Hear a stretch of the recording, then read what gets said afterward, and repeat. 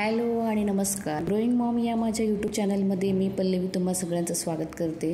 रोजच्यासारखं सकाळी रुद्रला फिरवून आणलं आणि रुद्र जो आहे तर झोपला होता. त्यानंतर म्हटलं घरातले थोडे आता आवरावर करूया. सकाळची वेळ होती. रुद्रच्या बऱ्याचशा वस्तू इकडे तिकडे पडलेल्या होत्या आणि म्हटलं आज पाणी येऊन गेलं होतं. त्यानंतर मग बाकीची कामं जी आहेत त्या थोडीशी डिले होतात. तर रुद्रच्या आधी बाकीच्या वस्तू ज्या आहेत त्या उचलते, आवरते आणि त्यानंतर मग मला झाडू मारून घ्यायचं आहे आणि मग लादी पुसून घ्यायची आहे. त्यानंतर मग मी इतर कामांना सुरुवात करेल. मग तर पटापट झाडू मारून घेतला.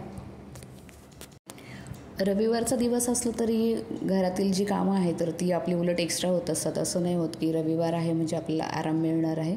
तर उलट घरातील एक्स्ट्राची 1-2 कामं जी आहेत तर ते ह्या दिवशी उरकलेली बरी राहतात. तर सोफा आवरता म्हणजे झाडू मारता मारता सोफासुद्धा आवरून घेतला. त्याचं जे कवर आहे ते कोणी बसलं वगैरे ते खाली पडत राहतं. म्हटलं ते झटकून वगैरे आवरून घेऊया. आणि आज खूप फजिती झाली. सकाळी जे आहे जेव्हा पाणी आलं ते थोडंसं 5-1 मिनटं ह्यांनी लवकर सोडलेलं वाटतं.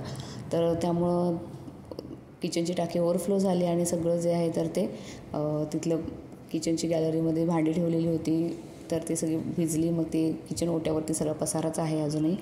तर ते सुद्धा भरपूर आवरायचं आहे.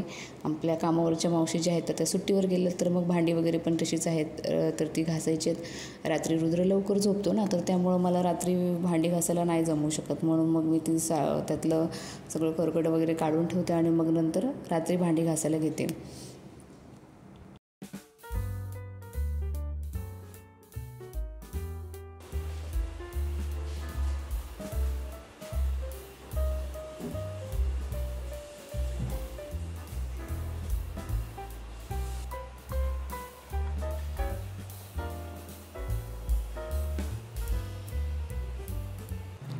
लादीपासून झाल्यानंतर मग किचन ओट्यावर दिसत असेल तुम्हाला भरपूर पसार आहे. तर ती भांड्याची जाळीमधली जी भांडी ती ओली झाली होती म्हणून ती पाणी थळायला तसंच ठेवलेली, लावली नव्हती.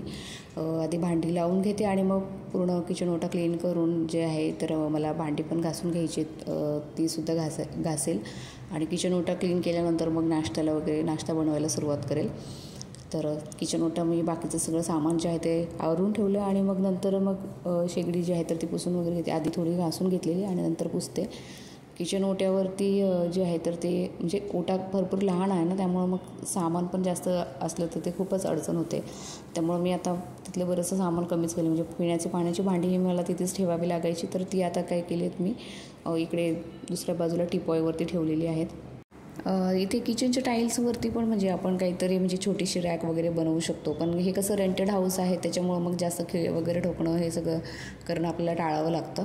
तर ते सगळं क्लिनिंग झाल्यानंतर मग मी म्हटलं पोहे करून घेऊया.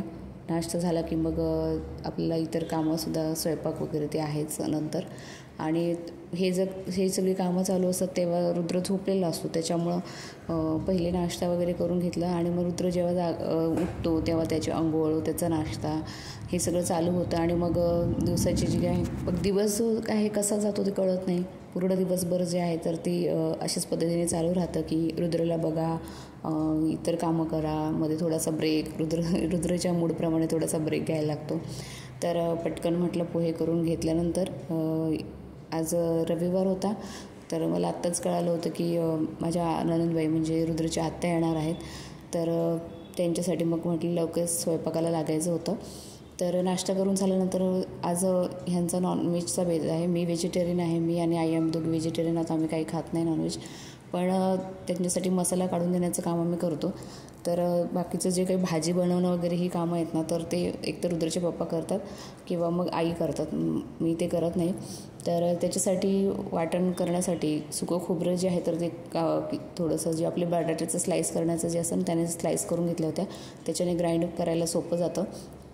त्यानंतर गरम मसाले घेतले होते, काही धने, त्याच्यानंतर खसखस, लाल सुकलेल्या मिरच्या वगैरे, त्याच्यानंतर दालचिनी, लसूण वगैरे आणि त्याचबरोबरीने कांदा. तर हे सगळं चांगलं भाजून घेतलं, त्याचं ग्राइंड केलं आणि नंतर मग रुद्रच्या आत्या आल्या होत्या तर मी कणिक मळून घेते. तर त्या ज्या आहेत तर त्या भाजीला फोडणी देणार आहे त्यांच्या नॉनव्हेजचं जे बनवणार आहे ते. तर नॉनव्हेज म्हटल्यानंतर व्हेजिटेरियन लोकांना काही ऑप्शन नाही. मग आम्ही काय करत आहोत, वांगी करणार आहोत. आम्ही वांगी बनवण्यासाठी तेच वाटणं वापरणार आहोत. त्याच्यामुळं वांगी जे आहेत तर त्याच्या मसाल्यामध्ये चांगली होतात. तर याच्यामध्ये आम्ही सुरुवातीला काय करतो तर सुकं वेगळं वाटण करतो. त्याच्यामध्ये फक्त खोबरं, लसूण आणि कोथिंबीर एवढं घेतो, ते सेपरेटली बारीक करतो आणि बाकीचं जे वाटण आहे तर ते त्याच्यात थोडंसं पाणी मिक्स करतो. तर ते वाटून घेतलं आणि सेपरेट दोन्हीची जी वाटणं आहेत तर ती मिक्स करून मी वांग्याची भाजी करणार आहे माझ्यासाठी आणि आईंसाठी. आणि बाकीच्यांसाठी जे आहे तर तो नॉनव्हेजचा बेत आहे, त्यांचा रविवार होता. तर चांगलं मसाला परतून घेतल्यानंतर मग वांगी घातली आणि त्याच्यानंतर जे आहे तर ते भाकरीसुद्धा करणार आहोत, बाजरीच्या भाकरी. त्यानंतर कणिक मळली होती, चपात्यासुद्धा करायच्या आहेत. तर बरोबरीने बाजूला जे आहे तर ते परी लहान आहे तर तिच्यासाठी ते फक्त उकडलेलं काहीतरी असतं ते घालतात तिला, त्याच्यामुळे त्याला तिखट वगैरे जमत नाही. तर तिचं शिजत आहे बाजूला. तर इकडे आम्ही वांग्याची भाजी, पातळ भाजी करत आहोत.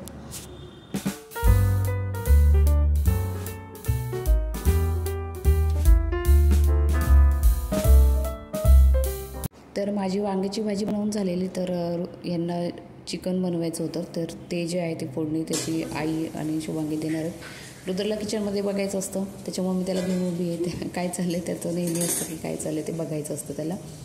तर मधून कामं करताना पण त्याला घेऊन उचलून दाखवायला लागतं, हे बघ हे करते किचनमध्ये. तर शुभांगी जे आहे तर त्याला व्यवस्थित हलवून फोडणी वगैरे देतात. मीनवाईल आमचं जे आहे रुद्र आणि आमचं परी दिदी यांचं चालू होतं खेळणं. आणि रुद्र जो आहे तर तो आजूबाजूला बरीचशी माणसं असली की खुश असतो तो. आज भाऊजींनी जो आहे तर तो गोड शिरा केला होता, खूप टेस्टी झाला होता. तो आम्हाला शुभांगीने टेस्ट करायला दिलेला. परी जी आहे ती डान्स क्लास म्हणजे ती शिकत आहे डान्स, तर ती करून दाखवणार होती मला डान्स कसा म्हणजे काय शिकले ते आता सध्याचं गाणं. आणि रुद्र जो आहे त्याला पण कळालं होतं, तो याचा हात वाजून तो काय आणले ठेका दिल्यासारखं करत होता. आणि छानपैकी मस्त रविवारचा दिवस जो आहे तर चांगला जेवणाचा बेत वगैरे होता. आणि त्यानंतर आज नेमकं रुद्रच्या मावशीचा वाढदिवस होता. तिचा वाढदिवस होता म्हणून ती रुद्रला भेटायला आली होती आणि तिला बघून रुद्र खूप खुश झालेला. त्याच्यानंतर मग आम्ही जे आहे तर आमच्या जवळच असलेल्या तलावाच्या इथे फिरायला गेलो. तर हे जे उंबराचं म्हणजे औदुंबराचं झाड आहे त्याला उंबरं लागलेली होती हिरवी छोटी छोटी, तर त्याचीसुद्धा भाजी बनवली जाते. तर आई जे म्हणाले ते की आपण ते उंबरं जे आहे तर ते काढून घेऊया. आणि मस्त आजचा दिवस छान गेला. तर भेटूया नवीन ब्लॉगमध्ये. असंच ब्लॉग पाहण्यासाठी आपल्या चॅनलला सबस्क्राईब करा आणि शेअर करा, व्हिडिओ आवडले असल्यास नक्की. Bye bye.